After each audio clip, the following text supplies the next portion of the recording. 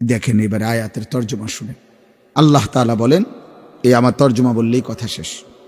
11 নম্বর পারা 10 নম্বর সূরা, সূরা ইউনুস।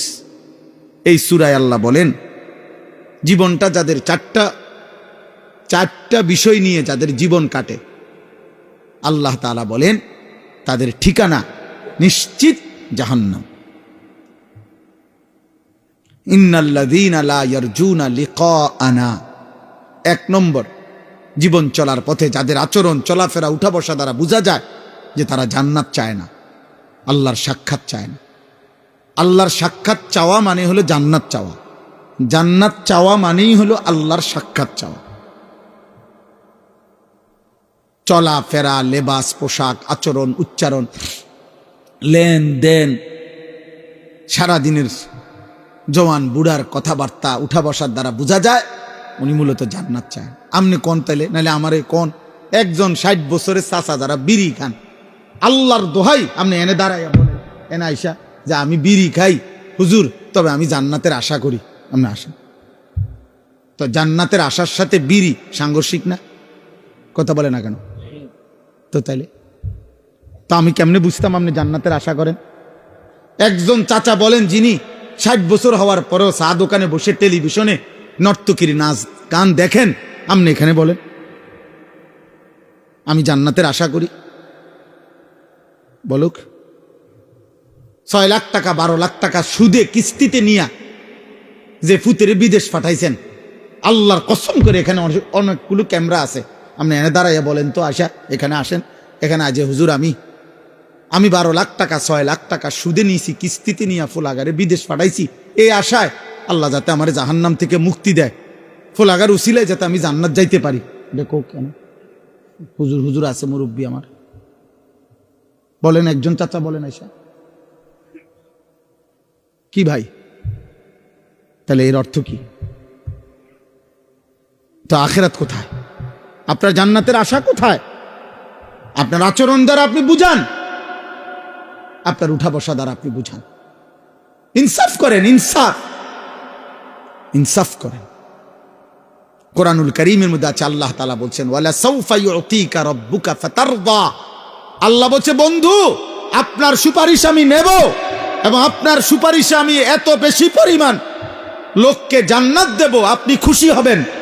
কিন্তু এই কথা আল্লাহ বলে নাই যে একটা লোককে জাহান্নাম দেব না, এটা বলে নাই, আপনারে খুশি করে দেব।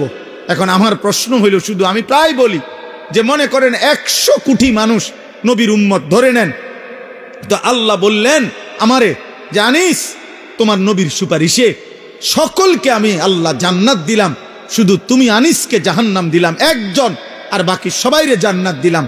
তাহলে আমার বাপ বলেন বাকিরা সবাই জান্নাতি হলে আমি আনিস যদি জাহান্নামী হই তো আমার কি লাভ? তো নবীকে তো আল্লাহ খুশি করবেন বুঝলাম, কিন্তু আমারও যদি জাহান্নাম দেয়, বুঝেন না এমন কথাটা? আল্লাহ তো সুপারিশ গ্রহণ করবেন, আমিও বলি, কিন্তু সুপারিশ মানে ফায়সালা, সুপারিশ মানে ফায়সালা। কথা বলেন না, আপনারা বুঝেন না আমার কথা? এটা কোনো ব্যাপারে কেউ সুপারিশ করা মানে ফায়সালা দেয়, তাহলে বোঝা গেল সুপারিশের পরে ফায়সালা আর একটা ভিন্ন কিছু আছে কিনা, সেটা কার কাছে? সুপারিশ করবে কে? নবীজি। সুপারিশ করবে কে? ফায়সালা দেবে কে? তো ফায়সালাতে যদি একজনের বাদ দেয়, আর সেটা যদি আমি হই, 10 জনকে যদি বাদ দেয় তো 10 জনের মধ্যে যদি আমার নাম থাকে, 20 জনকে যদি বাদ দেয় তো 20 জনের মধ্যে যদি আমার নাম থাকে, তো জাহান্নাম আখিরাত, জাহান্নাম কি 1-2 ঘন্টার মুআমালা? জাহান্নাম কি 2-1 বছরের বিষয়? আদি ভাইয়া আব্বা বোঝো, এক ছেলে বোঝো, মুসলমানের সন্তান, আমি চিল্লাই কেন?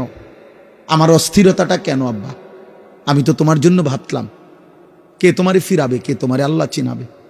সবাই তো তোমার থেকে বসে আছে দুনিয়া ভোগ করতে, কোন দিন পয়সা কামাই করবা? পুরা ফ্যামিলি বইয়া রইছে, পয়সা কামাও, টাকার দরকার। কি নমাজ রোজা তোর আল্লাহ খোদা তুই বুঝ, তুই আমার টেহা দে, আমার টাকা দরকার, বাইক বিল্ডিং করু, জমি কিনু, শেষ বয়সে আপেল মালটা খাইব, চা দোয়ানে বইয়া গপ মারবো চাচায়, হ্যাঁ হ্যাঁ বলেন নাই তো, নাহলে সন্তানকে বঞ্চিত করলেন কেন? আল্লাহর কোরআন থেকে বঞ্চিত করলেন কেন? 6 বছর বয়সে বাচ্চাটা আপনার কাছে কি অপরাধ করছিল যার কারণে তারে দিন শিখান নাই? 7 বছর বয়সে বাচ্চাটা আপনাকে কি অন্যায় করেছিল, আপনি তাকে কেন দিন শিখান নাই? বলেন। আমনের এই ফায়সালা দেওয়ার যে আমার 3 ফুট 1 ফুটরে মাদ্রাসার দিছি আর দুগারে স্কুলে পড়াইছি ছোটবেলায়, হ্যাঁ এই বন্টন করার অধিকার আপনার কে দিল? আল্লাহর কোরআন থেকে যে আমার 3 ছেলের মধ্যে আমি একজনরে পড়াবো একজনরে পড়াবো না, এই সিদ্ধান্ত দেওয়ার অধিকার আমাদের আছে? আল্লাহর নবী সাল্লাল্লাহু আলাইহি সাল্লাম বলেন, আলা কুল্লি মুসলিম তালাবুল ইলমি ফারিদাতুন আলা কুল্লি মুসলিম। আলা কুল্লি মুসলিম মানে কি? 3 জনে একজন, 4 জনে একজন, তো কেটা কেটা? তাইলে বলেন, আপনাকে তো নিষেধ করে নাই বাংলা পড়াইতে, আপনাকে তো বলে নাই জেনারেল পড়া নিষেধ, বাংলা, অঙ্ক, ইংরেজি, পদার্থ, জীববিজ্ঞান এগুলো হারাম? হুজুররা বলছে এগুলো হারাম। তাহলে আমি তো কুমিল্লা ভিক্টোরিয়া কলেজ থেকে মাস্টার্স পাস করছি, আমি তো জেনারেল লাইনে পূর্ণ পড়ালেখা করছি, সায়েন্স বিজ্ঞান বিভাগ থেকে আমি তো দাখিল এসএসসি পাস করছি 1998 সালে। বাংলাদেশে সর্বোচ্চ নাম্বার পেয়ে ফার্স্ট হয়েছি, 1 নাম্বার সারা বাংলাদেশে। আমি তো এখানে বহুবার আসছি, আপনারা আমারে দেখছেন না আগে? তাইলে আব্বা বলেন, আমি তো নিষেধ করি নাই, তুমি পড়ো স্কুলে, পড়ো কলেজে, তুমি একদম হিমালয় পর্বতের উপরে উঠে লাও, আটলান্টিক মহাসাগরের নিচে যাও। কিন্তু প্রশ্ন হলো, আল্লাহ বুল্লা কেন? নামাজ বুল্লা কেন? মালিকের কোরআন পড়তে পারো না কেন? আল্লাহর নামের একটা তাসবিহ পড়তে পারো না কেন? নবীর শিখানো 10টা দোয়া বলতে পারো না কেন? হ্যাঁ, এটা বাধা কিসে? এটা ছুটে গেল কেন আব্বা? বাথরুমে ঢুকতে দোয়াটা পারো না কেন? বের হইতে দোয়াটা পারেন না কেন? আপনি না মাস্টার্স পড়ছেন, আপনি না এসএসসি পাস করছেন, আপনি না ইন্টারমিডিয়েট পাস করছেন, আপনি না অনেক কিছু পড়ছেন, তো এটা ভুলে গেলেন কেন? এটা বাদ দিলেন কেন? আখেরাত বাদ দিলেন কেন? আল্লাহ আমাদেরকে বিবেক দান করে। চলেন, আল্লাহ তাআলা বলেন যে আল্লাহর সাক্ষাৎ চায় না মানে জান্নাত চায় না। 2, ওয়ারাদু বিল হায়াতিদ দুনিয়া, যে দুনিয়ার জীবন পেয়ে খুশি হয়ে গেছে। কি পেয়ে খুশি হয়েছে বলেন? দুনিয়ার জীবন। খাইতেছে, ঘুম যাইতে আছে, হ্যাঁ, দুনিয়া লইয়া মোটামুটি মনের চাহিদা পূরণ হইতেছে, নাচতেছে, খাইতেছে, ফুর্তি করতেছে, মন চাইলে এক বেলা পরিশ্রম করে, আরেক বেলা গান শোনে, বা এক বেলা মেহনত করে, আরেক বেলা সাদোয়ানে গপ মারে, কোনো অসুবিধা নাই, মানে ভালোই চলছে আল্লাহর রহমতে। কি অবস্থা কাকা, কেমন আছেন? ভালো, আল্লাহ ভালো রাখছে, আল্লাহর ভালোই রাখছে। মানে দুনিয়া পেয়ে খুশি, দুনিয়া পেয়ে। আমাদের যুবক ছেলেরা, কিশোর ছেলে, তোমরা আব্বা শুধু একটা মোবাইল ব্যবহারের স্বাধীনতা পাইছো তুমি, অর্থাৎ তোমার বাবা অক্ষমতার কারণে, তোমার মায়ের দুর্বলতার কারণে ওরা তোমারে ধরতে পারে নাই, ওরা তোমারে ফিরাইতে পারে নাই, ওরা তোমার কাছে ব্যর্থ হয়ে গেছে। তোমার গাদ্দারের মতো চেহারা, তোমার মুশরিকের মতো চুল, আর তোমার বেঈমানের মতো চোখের চাহনি আর চলাফেরা দেখা বাবা কাঁপে, মা ভয় পায় যে তারে দেখতে শুনতে যেই চুল চেহারা, তারে কইলে বেশি কিছু কইলে কোনটা করে কি মাথা ফাটাইয়ালায়, না বিল্ডিং ভাঙ্গালায়, না আলমারি ভাঙ্গালায়, বলা যায় না। আপন মা আপন বাবা সিদ্ধান্ত নিছে, পরে আর আল্লাহর কথা বলবো না, পরে আর নামাজের কথা বলবো না। হায় সন্তান, খোদার কসম, তোর উপরে আল্লাহর সবচেয়ে বড় লানত, অভিশাপ, যে তোর মা তোরে আর বলে না, তোর বাবা আর তোরে ফিরায় না রে আব্বা। তোর জীবনের সবচেয়ে বড় দুর্ভাগ্য, বদনসিব।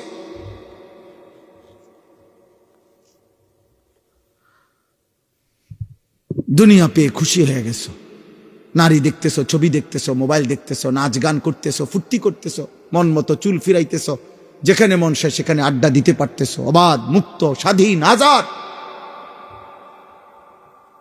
আল্লাহ বলেন দুনিয়া পেয়ে যে খুশি হয়ে গেছে। 3, ওয়াতমাআন্নু বিহা, যেটুকু দুনিয়া অর্জন করেছে মৃত্যুর আগে এতটুকুর উপরে নিশ্চিন্ত হয়েছে। জি, নিশ্চিন্ত। এগুলো হলো চাচাদের ব্যাপারে। বয়স্করা শেষ বয়সে হিসাব মিলাইয়া নিশ্চিন্ত। যাক, আল্লাহর রহমতে আমনগো দোয়ায়, 10 জনের দোয়ায় হুজুর দোয়া করবেন। তারা 3 জন বিদেশ, 4টা মাইয়া বিয়া দিছি, আল্লাহর রহমতে একখান বিল্ডিং করছি, ভিতরে 2টা বাথরুম করছি, বাথরুমগুলোর মধ্যেও টাইলস লাগাইছি আল্লাহর দয়া, ঘরে ফার্নিচার আল্লাহর রহমতে সব করছি, একটা নুনের বাড়িও কিনছি, কোনো অসুবিধা হয়েছে না। আল্লাহর রহমতে রাস্তার লগে কদ্দু জায়গাও লইছি, ব্যাংকে কিছু টাকাও জমাইছি।